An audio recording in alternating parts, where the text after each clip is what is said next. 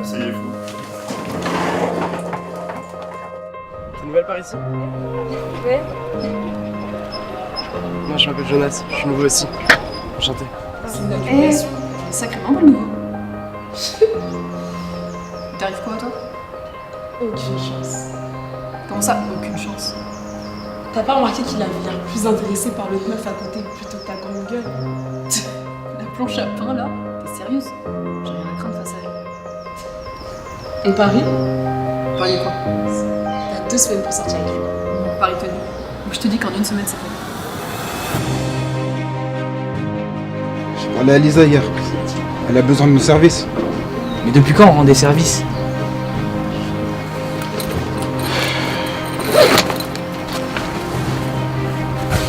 Depuis aujourd'hui.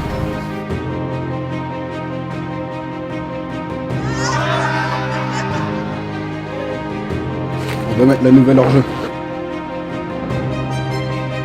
Hé Elena, t'es encore perdue? C'est mignon, la petite Elena se rebelle. En attendant, je t'approche pas de mon mec, ok?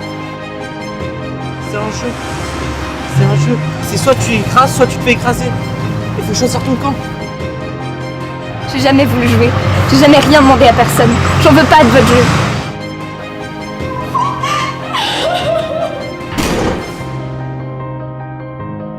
Mais n'arrivez pas à ça, putain! Écoute-moi bien. Rien n'est fini, t'as compris? Et tu vas fermer ta gueule. Est-ce que t'as compris?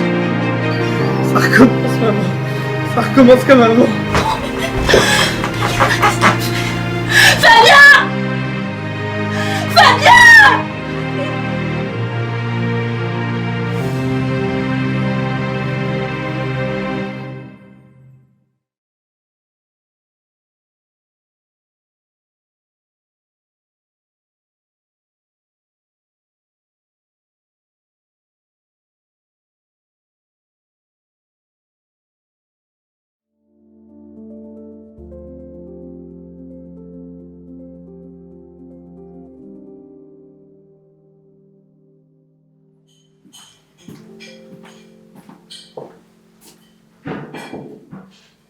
Elena,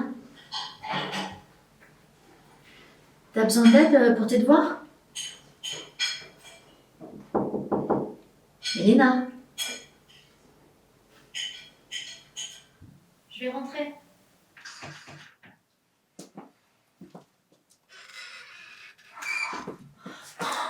Elena! Elena!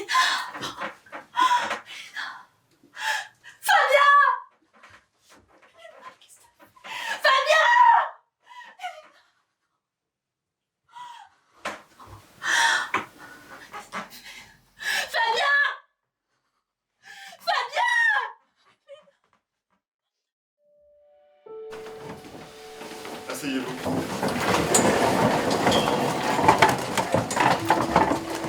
S'il vous plaît, écoutez-moi.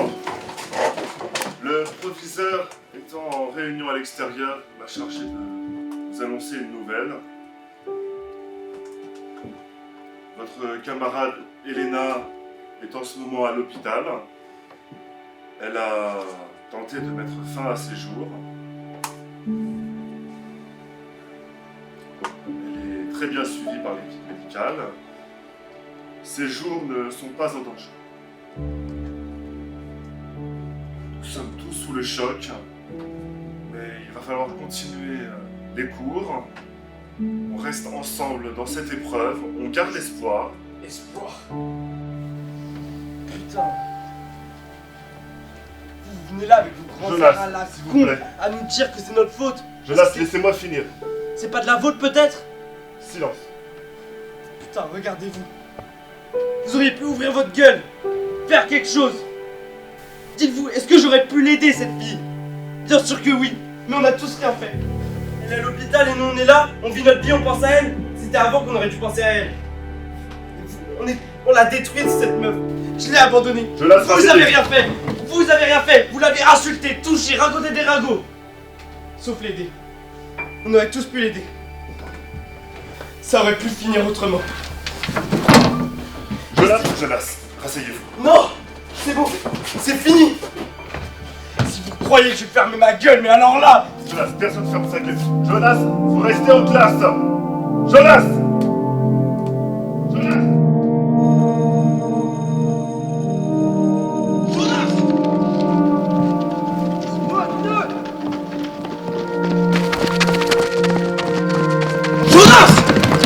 Putain, mais il t'arrive quoi? C'était quoi ce bordel? Elle méritait pas ça! Mais comment ça, elle méritait pas ça? T'as oublié qu'elle t'a foutu une baffe ou quoi? Mais vous êtes vraiment trop con, c'est moi qui lui ai demandé de me mettre une baffe et alors? C'est pour ça elle mérite d'être violée?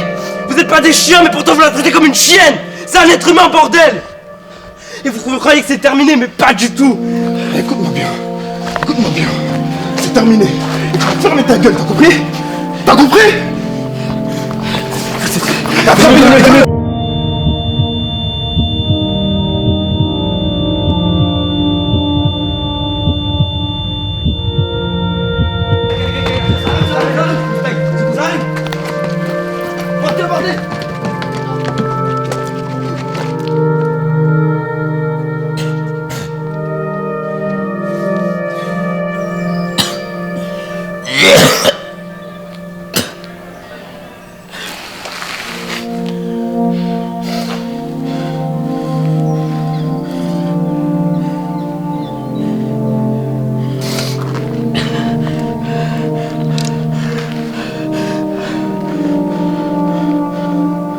Maman, c'est moi.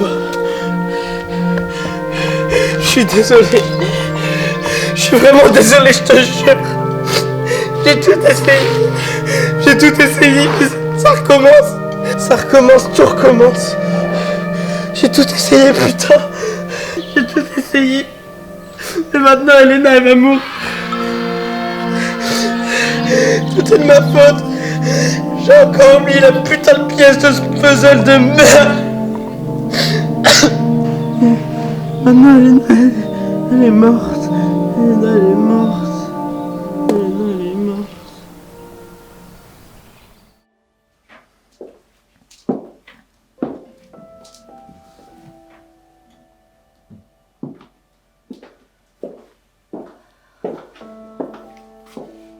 Ouais. Bah écoute, mieux, merci, ouais. On est rentré à la maison, là. Bah non, elle a toujours pas décroché un mot.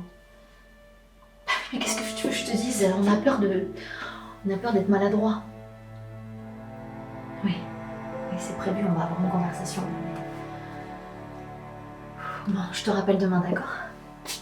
Allez.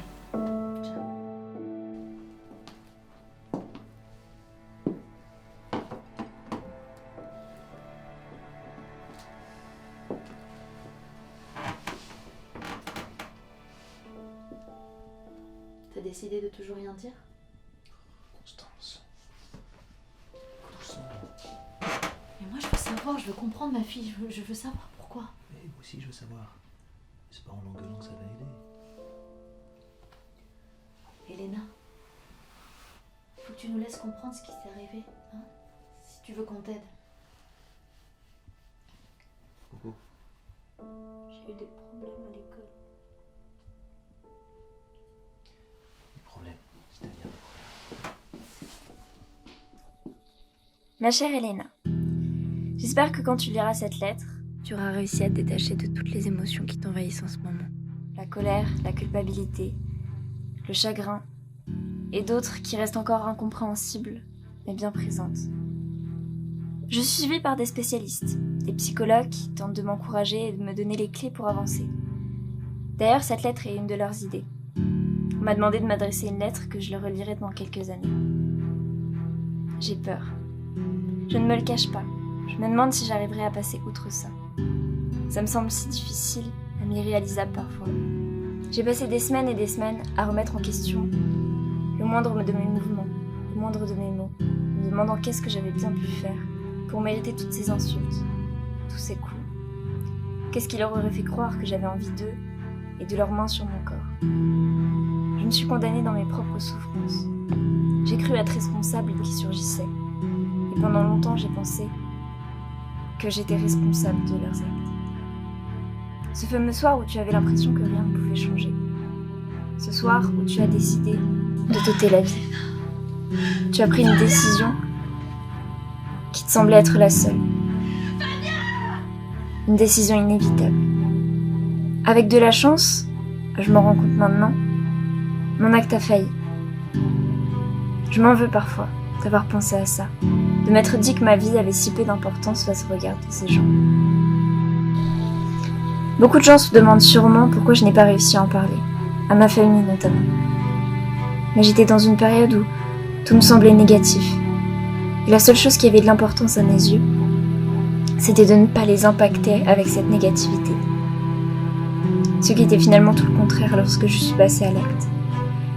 Dans ma tête, la seule chose que j'ai vue dans le suicide, c'est le fait que je ne souffrirai plus. Pas qu'il n'y ait plus rien après, mais juste une pause dans ma souffrance.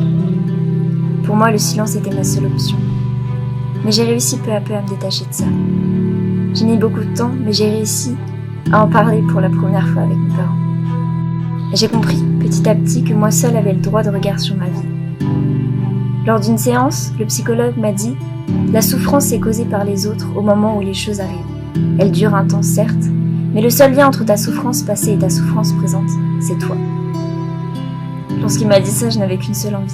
Je balançais les chaises à la figure. Pourtant, après quelques temps, j'ai compris. J'ai compris que je devais me détacher de ce que ces gens avaient pu me faire ressentir à ce moment-là. Et que je pouvais être plus que ça. Alors maintenant que tu lis cette lettre, peut-être dans 5 ans, 10 ans, je ne sais pas. J'espère que tu auras réussi à te reconstruire, pas à pas, entouré par tes proches, par ceux qui t'aiment et te soutiennent. Certains penseront que tu avais disparu, mais tu avais besoin de temps pour mieux comprendre, pour prendre soin de toi, pour réfléchir et pour décider du moment où tu seras prête à te confronter de nouveau au monde. Lorsque tu seras prête, tu avanceras, tu recommenceras à vivre, jour après jour, semaine après semaine. Ça prendra du temps, peut-être même des années, mais tu y arriveras. Tu regarderas en arrière en te disant que tu as réussi. Il y aura encore des bons jours, des mauvais jours, mais malgré tout ça, crois en toi. Un jour tu gagneras tes batailles, tu seras fier de toi. Et n'oublie jamais que tu as ta place sur cette terre. Je t'aime. Elena.